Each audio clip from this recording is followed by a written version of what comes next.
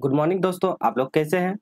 आशा करता हूँ आप लोग ठीक ही होंगे। तो आज फिर से हम लोग देखने वाले हैं जो उत्पाद सिपाही का सामान्य अध्ययन अर्थात जीके जीएस से। तो जीके जीएस से हम लोग आज देखने वाले हैं 35 प्लस एमसीक्यू टाइप के क्वेश्चन जो आपको एग्जाम में बनने वाले थे, जिसमें से 40 आपका क्वेश्चन आएगा। तो हम 35 प्लस ही क्वेश्चन देखेंगे, जिसमें से ये आपका झारखंड उत्पाद सिपाही के लिए बहुत इंपॉर्टेंट चीज जाएगा। तो आज का प्रैक्टिस सेशन होने वाला है 8, ठीक है।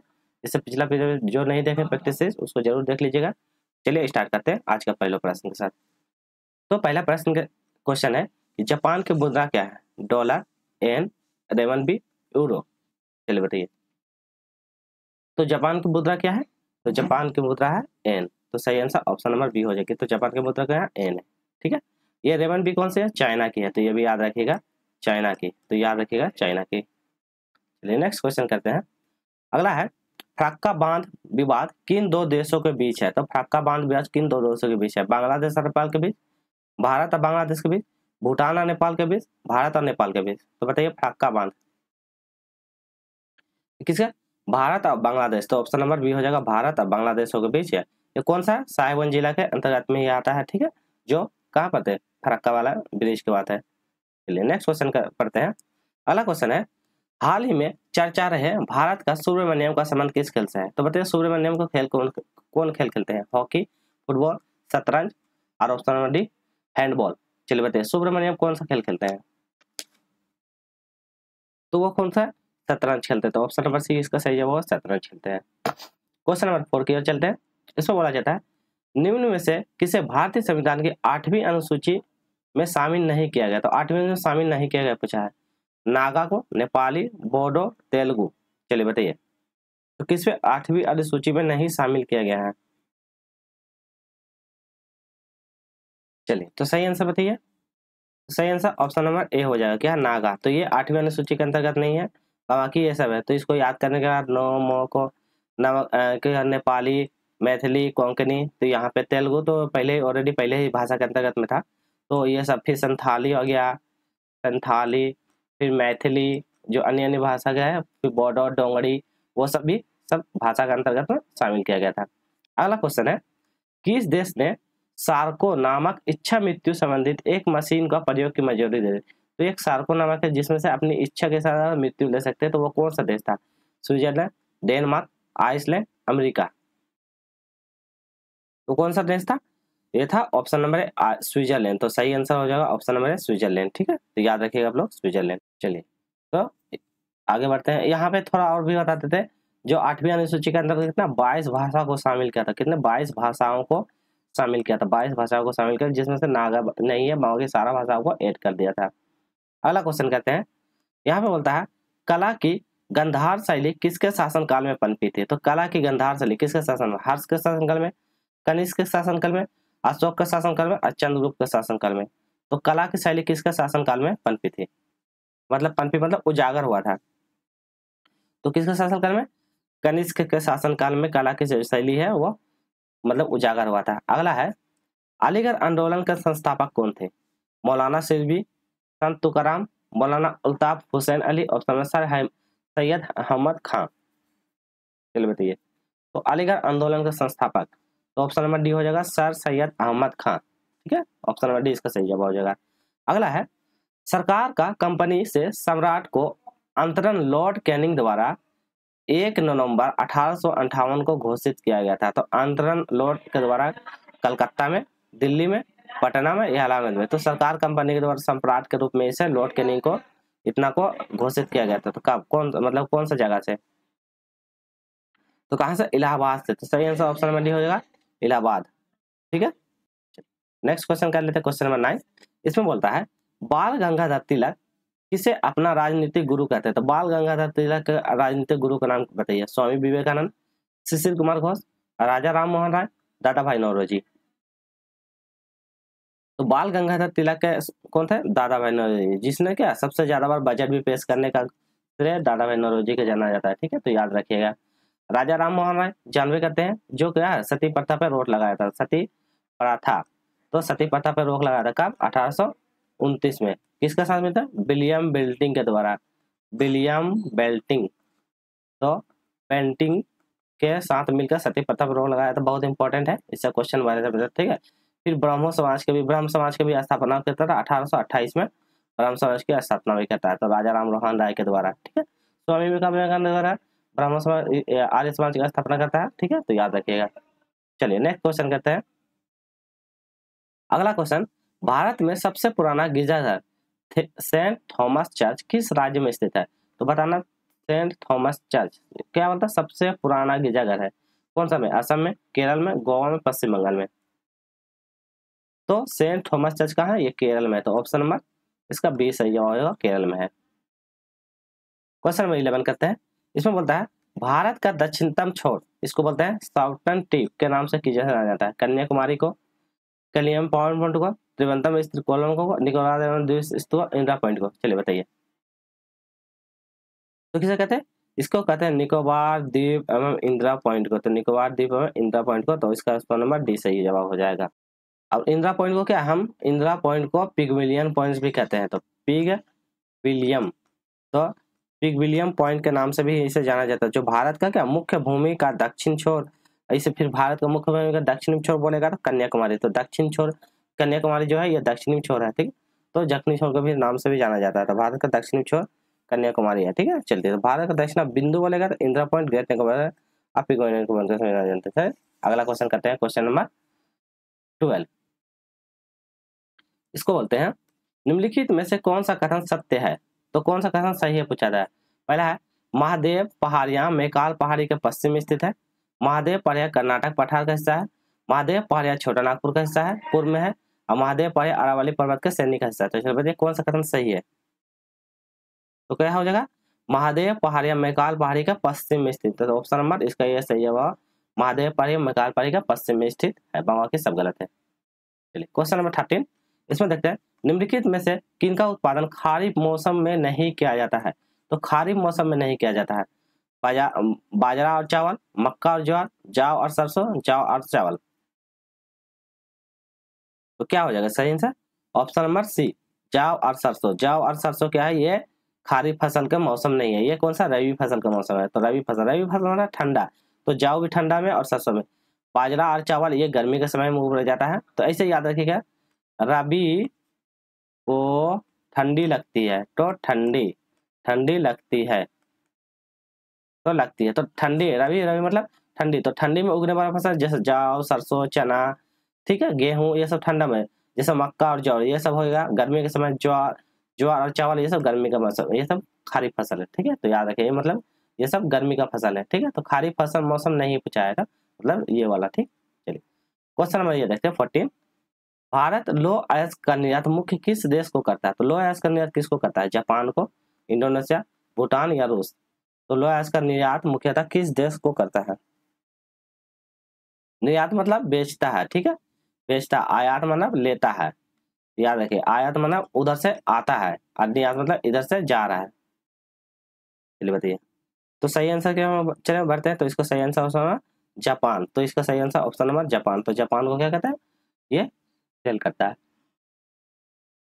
क्वेश्चन नंबर 15, अंतर्राष्ट्रीय जैव विविधता दिवस किस तारीख को मनाया जाता है। 22 मई को, 15 मई को, 5 जून को, 20 मई को। तो जैव विविधता दिवस कब मनाते हैं, तो कब मनाते हैं 22 मई को। तो 22 मई को जैव विविधता दिवस मनाया जाता है, तो ऑप्शन नंबर ए इसका सही जवाब है, 22 मई को जैव विविधता दिवस मनाते हैं। चलिए क्वेश्चन नंबर 16 की ओर बढ़ते हैं हम लोग। क्वेश्चन नंबर 16 देखते हैं। इसमें बोलता है निम्नलिखित में से कौन सा कर केवल राज्य सरकार द्वारा लगाया जाता है। सिर्फ राज्य सरकार के द्वारा लगाया जाने वाला कर, मनोरंजन कर, आय कर, संपत्ति कर, निगम कर। चलिए बताइए, सिर्फ केवल राज्य सरकार के द्वारा लगाया जाता है, तो ये ऑप्शन नंबर इसका ए हो सही जवाब हो जाएगा, ऑप्शन नंबर ए मनोरंजन कर। इसमें सिर्फ राज्य सरकार का हिस्सेदारी रहता है, बाकी ये तीनों जो आय कर, संपत्ति कर, ये सेंट्रल गवर्नमेंट के द्वारा, ये केंद्र सरकार के द्वारा, ठीक है। तो केंद्र सरकार द्वारा ये इन पे अपना हिस्सेदारी निभाता है। क्वेश्चन नंबर 17, निम्नलिखित में से कौन भारत के क्रेडिट रेटिंग एजेंसी का नियामक है। तो क्रेडिट रेटिंग एजेंसी का नियामक आरबीआई है, एसबीआई है, एसबीआई है, यहाँ पे SIBDI,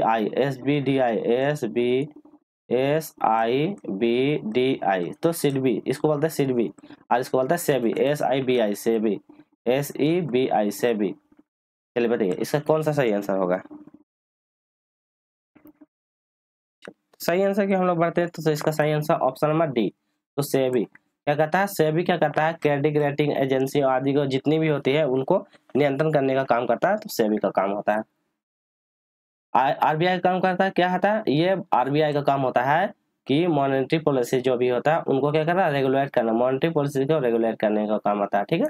आरबीआई का गठन कब होता है, तो आरबीआई का गठन याद रखिएगा, इससे एग्जाम में बनता है, कब होता है, 1935 में, ठीक है। तो 1935। और एसबीआई का, एसबीआई तो यहाँ नहीं दिया हुआ, एसबीआई, तो एसबीआई का गठन कब, 1956 में, तो याद रखें 1956 में गठन होता है। चलिए क्वेश्चन नंबर 18, इसमें बोलता है रुपये का पूर्ण परिवर्तनीय अर्थ। तो रुपये का पूर्ण परिवर्तनीय अर्थ क्या होता है, रुपये से विदेशी मुद्रा को मुद्रा का रूप में खरीदना, आयात के लिए रुपये को या में भुगतान करना, ऋण की वापसी रुपयों के रूप में, मांग आपूर्ति बाजार और बलों के द्वारा विदेशी मुद्रा के बीच विनिमय दर को मुक्त रूप से निर्धारण करना। आपको इकोनॉमिक्स से भी 2-3 क्वेश्चन मिल सकता है, ठीक है। तो उत्पाद सेवाएं के लिए पढ़िएगा, तो ऑप्शन नंबर इसका डी सही होगा, विदेशी मुद्रा और विनिमय को मुक्त दर पर निर्धारण करना, तो इसका सही आंसर ऑप्शन नंबर ये हो जाएगा। नेक्स्ट क्वेश्चन बढ़ते हैं, क्वेश्चन नंबर 90। इसमें बोलता है निम्नलिखित में से किस पंचवर्षीय योजना के समय कार्य के लिए खाग योजना आरंभ किया गया, तो कौन सा खाग योजना, 5वीं पंचवर्षीय, 10वीं पंचवर्षीय, 7वीं पंचवर्षीय, 9वीं पंचवर्षीय। पंचवर्षीय से आपका एक क्वेश्चन फिक्स रहेगा, ठीक है। चाहे आप कोई भी एग्जाम दीजिए, एक क्वेश्चन आपका फिक्स रहेगा, तो पंचवर्षीय योजना जरूर पढ़ लीजिएगा। हम एक सेपरेट वीडियो, ठीक है, सेपरेट वीडियो पंचवर्षीय योजना से आपको लगा देगा एक एमसीक्यू टाइप का, जिससे आपका एक भी क्वेश्चन पंचवर्षीय योजना से नहीं हुआ, 1 से 2 क्वेश्चन इससे फिक्स है कि आपको एग्जाम में बनेगा ही बनेगा, ठीक है। तो एक बार करवा देंगे आप लोगों के लिए। चलिए बताइए, तो कौन सी हो जाएगा इसका आंसर, ऑप्शन नंबर बी हो जाएगा, 10वीं। इससे क्वेश्चन बनेगा, हम एक सेपरेट वीडियो इसके लिए अलग से ला देंगे। अगला क्वेश्चन करते हैं, संविधान सभा के भारत का संविधान कब अंकित किया गया था, तो संविधान सभा ने भारत का संविधान को कब अंकित किया गया था, 26 जनवरी 1947, 26 जनवरी 1950, 26 जनवरी 1947 और 26 नवंबर 1949। चलिए बताइए, तो कब हो जाएगा, कब अंकित किया गया था, तो 26 नवंबर, तो 26 नवंबर 1949 को क्या अंकित किया गया था, 26 नवंबर 1949। अगला क्वेश्चन, भारतीय संविधान के अनुच्छेद के अंतर्गत सर्वोच्च न्यायालय ने प्रेस की स्वतंत्रता को मौलिक अधिकार को घोषित किया। तो प्रेस की स्वतंत्रता का कब, कौन सा आर्टिकल में, 19 में, आर्टिकल 14, आर्टिकल 17, आर्टिकल 21, बताइए कौन सा आर्टिकल के अंतर्गत। तो आर्टिकल 19 में क्या कहता है, प्रेस की स्वतंत्रता के बारे में बताया कि मतलब कि प्रेस की स्वतंत्रता दिया है, आप किसी से भी जान पूछ सकते हैं, ठीक है, तो उसका अधिकार दिया है। 14 से 18 का अधिकार में यह स्वतंत्रता का अधिकार है, ठीक है, याद रखिएगा। 17 में अस्पृश्यता अस्पृश्यता जो छुआछूत होता है इसके अंतर्गत में, और 21 में होता है मतलब कि प्राण एवं दैहिक का अधिकार, प्राण एवं दैहिक जीवन का अधिकार, इसी को बोलते हैं जीवन का अधिकार, ठीक है। प्राण एवं दैहिक जीवन का अधिकार 21 के अंतर्गत में बोला जाता है। चलिए क्वेश्चन नंबर 22, यदि राष्ट्रपति अपने पद त्याग देना चाहता है तो वह किसे लिख कर देगा, तो यदि राष्ट्रपति अपना त्याग पत्र देना चाहता है तो किसको दे सकता है, लोकसभा का अध्यक्ष को, प्रधानमंत्री को, उपराष्ट्रपति को, भारत के मुख्य न्यायाधीश को, तो वो किसको देगा, तो राष्ट्रपति किसको देता है, उपराष्ट्रपति को, तो ऑप्शन नंबर इसका सी सही है, उपराष्ट्रपति। नेक्स्ट क्वेश्चन, पंचायती राज प्रणाली पहले किन 2 राज्यों के लिए लागू किए गए थे, तो पंचायती राज प्रणाली किन 2 के लिए, राजस्थान और आंध्र प्रदेश, असम और बिहार, अरुणाचल प्रदेश और उत्तर प्रदेश, पंजाब और चंडीगढ़, किसके लिए बताइए। तो सही आंसर की हम लोग बढ़ते हैं, तो पंचायती राज व्यवस्था किसके लिए है, तो इसका सही नाम ऑप्शन है राजस्थान और आंध्र प्रदेश के लिए, 2 राज्यों के लिए लागू किया गया था। क्वेश्चन नंबर 20, अब वीडियो अच्छी लग रही हो तो प्लीज लाइक कीजिएगा, शेयर सब्सक्राइब जरूर कीजिएगा, आपको इसी टाइप का क्वेश्चन आपको एग्जाम में मिलेंगे। निम्नलिखित में से indomitable a working women notes on life work and leadership नामक पुस्तक के लेखक कौन है, बताइएगा। आई एम मेनन, अरुंधति भट्टाचार्य, गौतम चिंतामणि और स्मृति ईरानी। चलिए बताइए इसका सही जवाब। तो सही जवाब इसका हम लोग आगे क्यों बढ़ते हैं, सही जवाब इसका हो जाएगा अरुंधति भट्टाचार्य, इसका ऑप्शन नंबर बी हो जाएगा। नेक्स्ट क्वेश्चन, वर्ष 2022 के लिए राष्ट्रीय मतदाता दिवस का थीम क्या था, 2022 का क्वेश्चन पूछ दिया है कि इसका थीम क्या है, चुनाव को समावेशी, सुलभ और सहभागी बनाना, मजबूत लोकतंत्र और युवाओं के लिए ताकत करना, कोविड के बीच लोकतंत्र की मजबूती करना, और साक्षर युवा और मजबूत लोकतंत्र बनाना। तो इसका थीम क्या था, राष्ट्रीय मतदान का थीम क्या था, तो क्या कहता, चुनावों को क्या था, समावेशी, सुलभ और सहभागी बनाना था, यही उनका थीम था। अगला क्वेश्चन, झारखंड की सबसे ऊंची चोटी कौन सी है? पारसनाथ, गुलपात्र, सहरामपाट या पहाड़? तो सबसे ऊंची चोटी कौन सी है झारखंड की? तो कौन सी? पारसनाथ की चोटी। ठीक है, तो याद रखिएगा पारसनाथ की चोटी सबसे ऊपर कहाँ पे है? गिरिडीह में है, तो याद रखिए गिरिडीह। तो झारखंड का कौन सा? गिरिडीह जिले में स्थित है पारसनाथ की। चलिए, कितना मीटर है? तो 1365 मीटर ऊंचाई है, तो याद रखिएगा। अगला क्वेश्चन करते हैं, गुप्त काल में किस धातु को सर्वाधिक सिक्के जारी किए थे? गुप्त काल में कौन सा धातु था जो सबसे ज्यादा सिक्के जारी किए थे? सोना का, चांदी का, तांबा का या लोहा का? तो सबसे ज्यादा सोना का, चांदी का सिक्के जारी किए थे, सोना का। तो याद रखिएगा ऑप्शन नंबर ए इसका सही जवाब हो जाएगा। अगला क्वेश्चन, इसमें बोलता है सत्य शोधक समाज की स्थापना किसके द्वारा किया था? Mahatma Gandhi, Jyotiba Phule, doctor B R. अम्बेडकर, स्वामी विवेकानंद? बताइए। तो किसके द्वारा? ज्योतिबा फुले के द्वारा सत्य शोधक समाज की स्थापना किया गया था, ज्योतिबा फुले के द्वारा। Doctor B R. अम्बेडकर के बारे में जानते हैं, संविधान का आत्मा। तो संविधान का आत्मा, आत्मा किसका? संविधान का आर्टिकल 32 के अंतर्गत। ठीक है, तो याद रखिएगा 32 के अंतर्गत संविधान का आत्मा को कहा जाता है, याद रखिएगा। ठीक है, चलिए, स्वामी विवेकानंद जिसके नाम पे युवा दिवस भी मनाया जाता है, तो युवा दिवस, तो युवा दिवस मनाया जाता है स्वामी विवेकानंद के नाम पे। महात्मा गांधी के बारे में तो जानते ही कहते हैं, बहुत सारे आंदोलन चलाए थे, असहयोग आंदोलन, भारत छोड़ो आंदोलन, बहुत तरह। ठीक है, तो भारत में राजस्व एकत्र करने के अस्थायी बंदोबस्त प्रणाली की शुरुआत किसने किया था?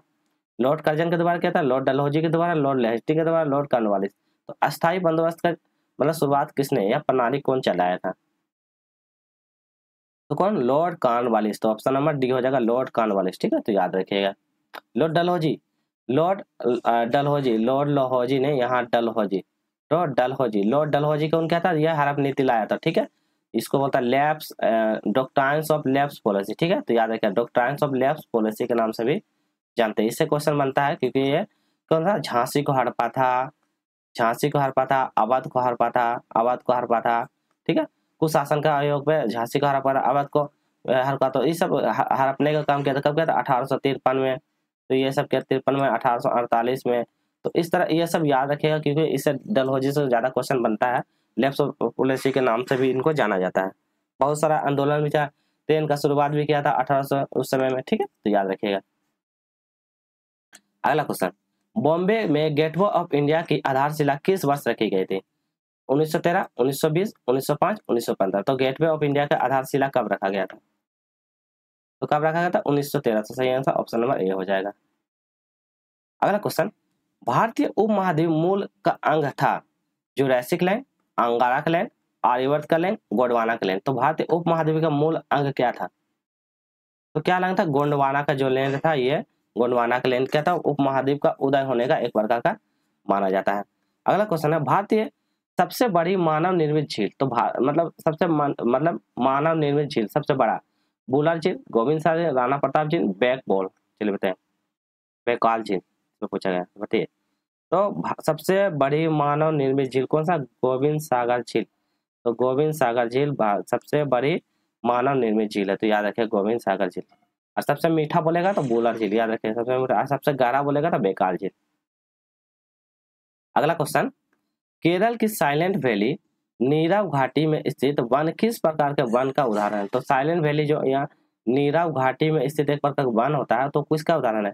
मैंग्रोव वन का उदाहरण है, पर्णपाती वन का उदाहरण है, उष्णकटिबंधीय वन का उदाहरण है, या एल्पाइन या शंकुधारी वन का उदाहरण है? बताइए। तो कौन सा? ये उष्णकटिबंधीय उष्णकटिबंधीय वन का उदाहरण था, तो याद रखिएगा उष्णकटिबंधीय वन का। और 1 से 2 क्वेश्चन है। अगला क्वेश्चन है, रबी फसल निम्नलिखित में से कौन मौसम फसल समूह में उगाई जाती है? तो इसमें बोलता है रबी फसल का उदाहरण बताना है। क्वेश्चन थोड़ा सा उल्टा पुल्टा है, तो डायरेक्ट से रबी फसल कौन सा मौसम का समय उगाया जाता है, मतलब रबी फसल का एग्जाम्पल बताइए। चावल, मक्का, गेहूं, जो मक्का चावल, गेहूं सरसों चना, बाजरा चना और चावल? चल बताइए। अभी जस्ट हम बताएं तो रबी को क्या कहता है? रबी को ठंडी लगती है, ठंडी लगती है, ठंडी लगती है तो ठंडी फसल। तो ठंडा का समय कौन सा? देखिए यहाँ पे ऑप्शन नंबर सी, गेहूं ठंडा में उगता है, सरसों ठंडा में आता है, चना भी ठंडा में, तो ऑप्शन नंबर सी सही है। अब बाकी चावल, मक्का, गेहूं दिया है, ठीक है, पर इसके साथ ये 2 दिया तो इसलिए गलत हो जा रहा है। जौ, मक्का, चावल, ये सब गर्मी में उगाया जाता है। जैसे यहाँ चना दे दिया, पर ये दोनों गर्मी में, तो इसका तो गेहूं, सरसों और चना जो ठंडी के समय में उगाया जाता है। अगला question, biological hotspot. Biological hotspot की मुख्य विशेषता क्या है? पहला, स्थानीय फूलों के पौधों को उनके जुड़े खतरे के लिए, वनस्पति और जीव की विविधता के लिए, कुछ प्रजातियों की फिलहाल विलुप्ति की स्थिति जानने के लिए, अब विविध जीन और कुंड की उपलब्धियों के लिए। बायोलॉजिकल हॉटस्पॉट क्या होता है बताइए। चलिए, तो हम लोग आगे की ओर बढ़ते हैं। तो सही आंसर ऑप्शन नंबर डी, कुछ प्रजाति के फिलहाल विलुप्त स्थिति जानने के लिए। तो ऑप्शन नंबर सी, जो विलुप्त हो जाती है उनकी स्थिति जानने के लिए बायोलॉजिकल हॉटस्पॉट का प्रयोग किया जाता है। अगला क्वेश्चन, राजकोषीय नीति का संबंध किससे है?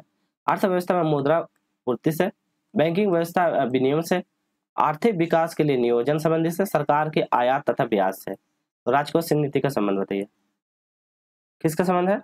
तो सरकार का आय और व्यय। तो सरकार का जितने भी आय और व्यय होते हैं उनकी जितनी भी आपसी व्यय न्याय जितनी भी होते हैं उनको संबंधी जानकारी राजकोषीय नीति के संबंध होता है। तो आज का अंतिम प्रश्न कर लेते हैं, भारत में राष्ट्रीय आय का अनुमान सर्वप्रथम किसने लगाया था? तो राष्ट्रीय आय का अनुमान किसने लगाया था? गुरुदेव पीसी महालनोबिस, डॉक्टर बीवी रमन, आरबी झा, दादाभाई नौरोजी और एमडी रानडे। ये सब इंपॉर्टेंट है। तो कौन राष्ट्रीय आय के जनक के नाम से भी दादाभाई नौरोजी सबसे पहले लगाया था। तो ऑप्शन नंबर इसका सी सही जवाब हो जाएगा। ठीक है, चलिए तो आज का वीडियो यहीं समाप्त करते हैं। वीडियो आपको अच्छी लगी हो तो लाइक कीजिएगा, जो नए ज्यादा से ज्यादा इसको शेयर कीजिए, और जो नए हैं चैनल को सब्सक्राइब जरूर कर लीजिएगा, ताकि आपको एग्जाम से पहले हमेशा इस टाइप